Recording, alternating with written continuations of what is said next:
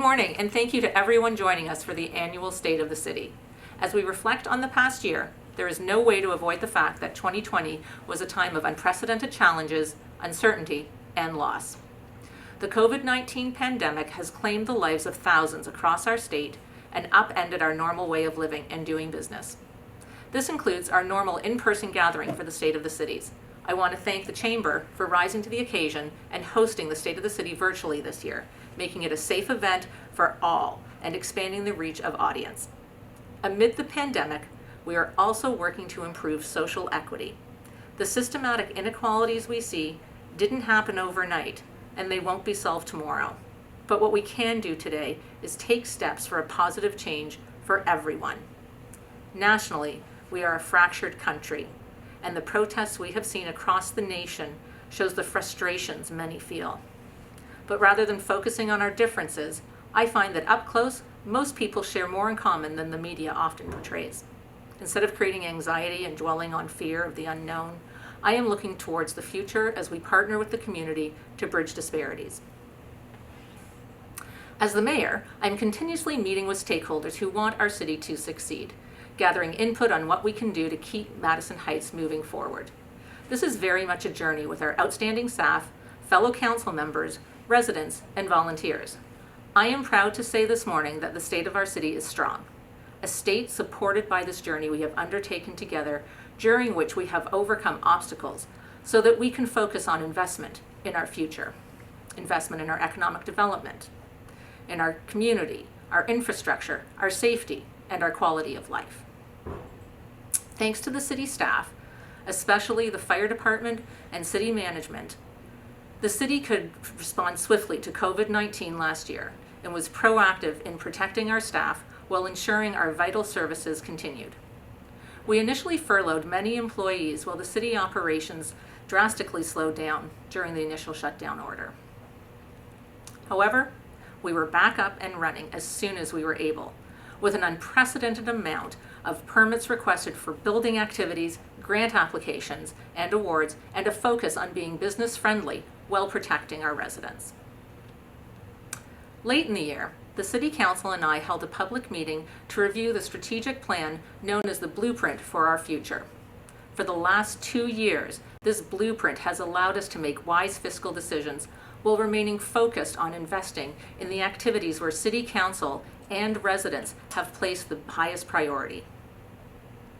This strategic plan that started in early 2019 is now coming to life, focusing on economic development, public safety, quality of life, infrastructure, and financial sustainability. These are the areas I would like to highlight today. It goes without saying that the past year has been extremely challenging for businesses and their workers. Beginning in the spring of 2020, we saw shutdowns and restrictions of segments of the economy to help control the spread of COVID-19. Economic uncertainty put many projects on hold and delayed others, effectively shortening the construction season. Despite this unanticipated false start, Madison Heights still had over $34 million in total construction value for commercial and industrial developments. This includes new builds and renovation and is 10% more in construction than in 2019.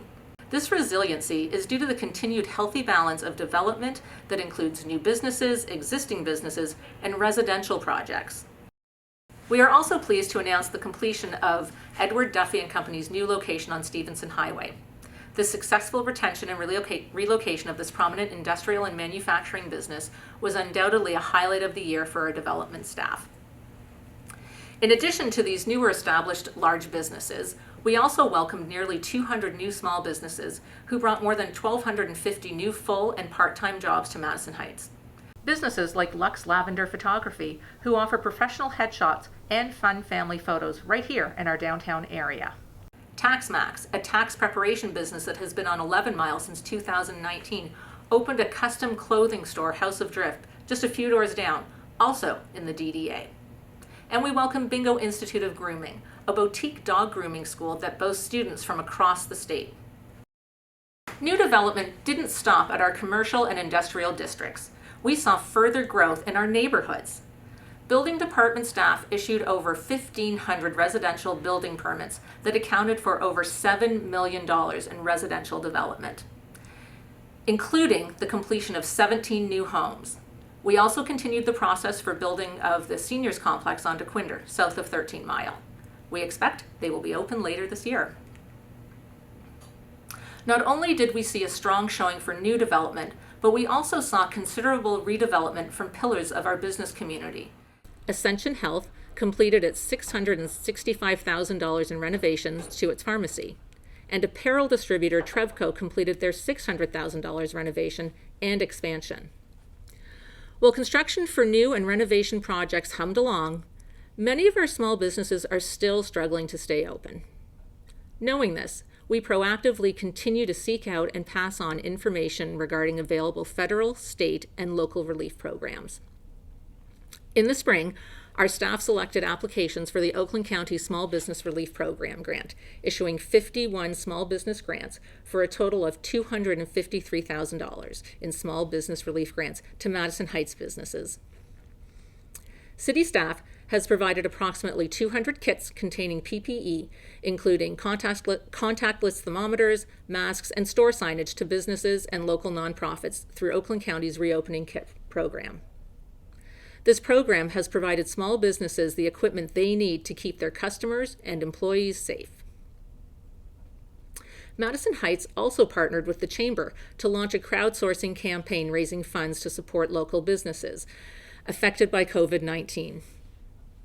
Small business owners, community leaders, and residents contributed $15,750, which was matched by Oakland County and Madison Heights for a total of $30,750. These funds were used to issue grants to an additional 12 small businesses. In addition to grant relief, Council and I joined staff to step up and creatively ease restrictions and provide new resources for our struggling businesses.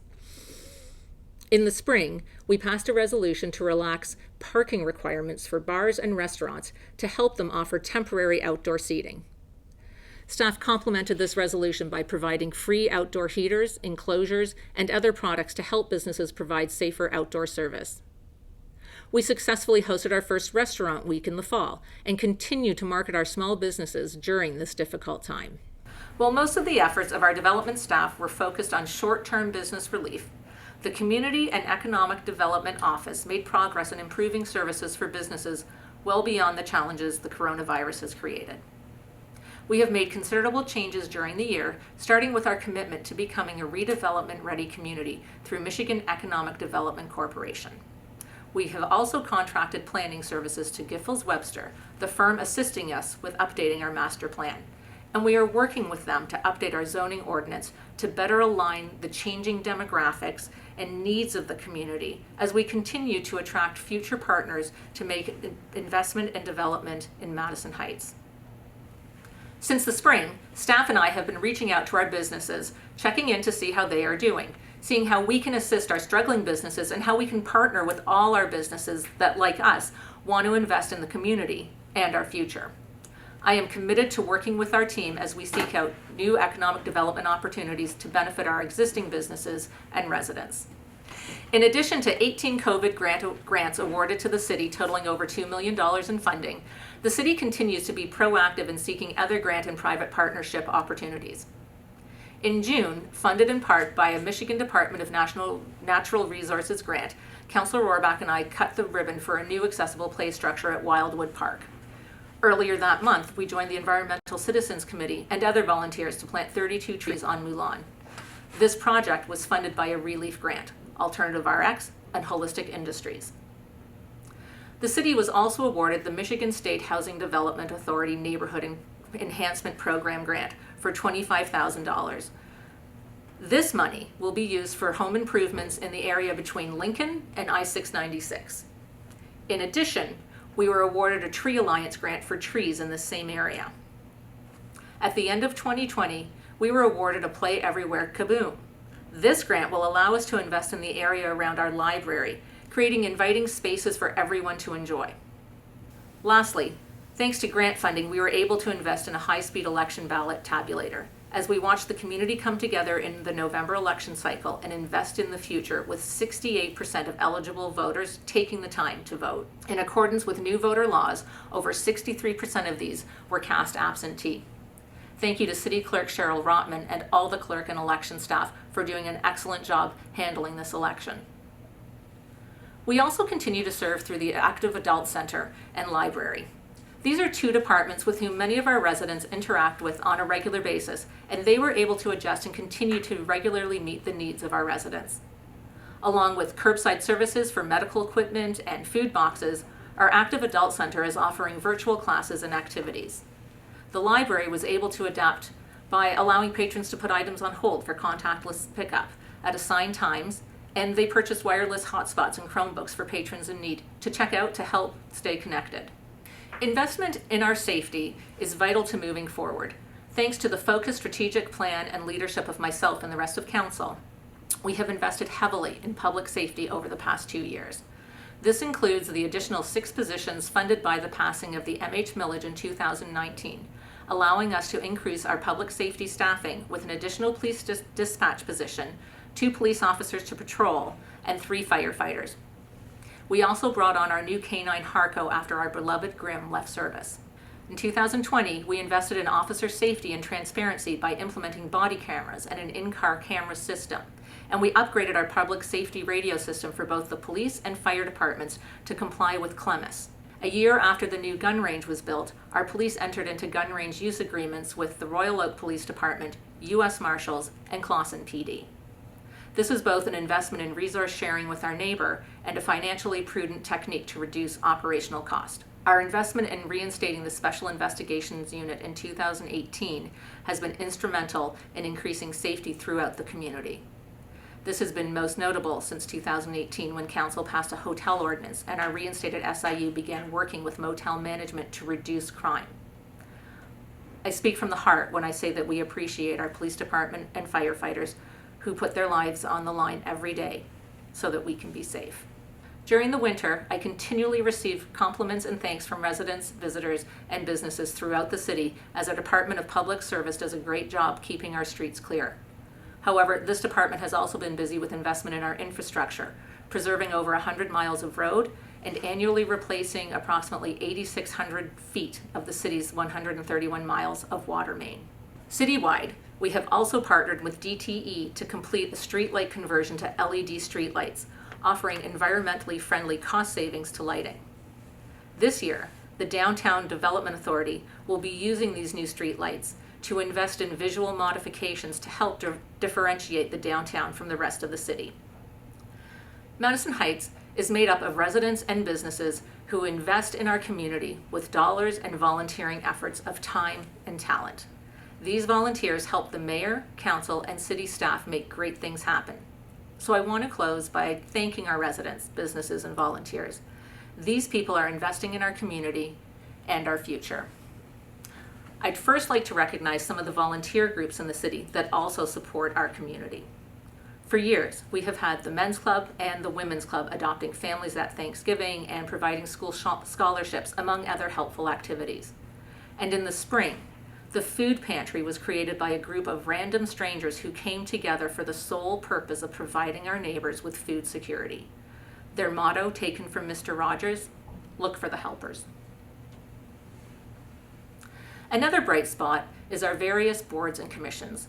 While all of our boards play an essential role in directing the city's activities, this year I want to applaud the Arts Board and the Environmental Citizens Committee. These boards started from a vision of the City Council and have been successful due to the investment of time, creative talent, and hard work of our volunteers. In the fall, the Arts Board held a ribbon cutting for its second citywide mural at Rosie's Park Building, and they successfully held the city's first Trail Tunes, a family-friendly event that offered COVID-safe outdoor musical experience for hundreds of people to enjoy. They also hosted the second annual Pumpkin Walk in October, so stay tuned as they start putting the details together for these two events later in the year. As the Arts Board looks to increase the number and types of art in the city projects, I'm already working with them on our first partnership for a privately funded and located mural at a DDA business. The Environmental Citizens Committee hosted a successful Arbor Day celebration and assisted in planting trees throughout the city, as well as supporting staff efforts to apply to become a tree city.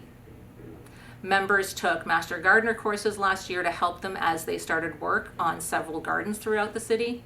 This year, they are looking to expand and will be seeking a financial investment and sponsorship so that we will have aesthetically pleasing and biodiverse gardens throughout the city. Not just something pretty to look at. Green space and pollinator-friendly plants such as milkweed and native wildflowers not only make the area look nice, but they also help protect water resources and manage stormwater runoff while attracting beneficial birds, bees, and butterflies. Along with some newer events, the city is planning to host our traditional 5K run walk in April, Memorial Day parade in May, festival in the park with fireworks in June, and the annual tree lighting in November. Please reach out to me if you are interested in investing in our community by becoming a sponsor for any or all of these events. This upcoming year will be busy as we look forward to emerging from the COVID-19 pandemic to discover our new normal and find new ways to invest and grow the city. I look forward to working with our partners in the coming year. Madison Heights strives to be fiscally responsible, accessible, and responsive to our residents and business community. With so many competing projects and changing priorities, especially in these challenging times, Council and I understand the importance of staying focused on our long-term goals and continue to put fiscal accountability at the top of our list of priorities. Thanks to the financial acumen of City Manager Marsh and the Finance Department, even during these uncertain times, the city has continued to maintain a strong bond rating and a commitment to fiscal stability, while still offering excellent services. While myself and Council direct policy, none of this would be possible if it wasn't for our employees who strive to serve and protect our residents and businesses. I am proud of our hardworking employees. Today's entire discussion of investment in economic development in our community, our infrastructure, our safety, and our quality of life highlights our journey together with our residents, businesses, and employees. Together, we are creating a bright future that, like our past, is uniquely Madison Heights, proving year after year that there's no better place to raise a family or open a business than right here in Madison Heights, Michigan. Thank you for your time.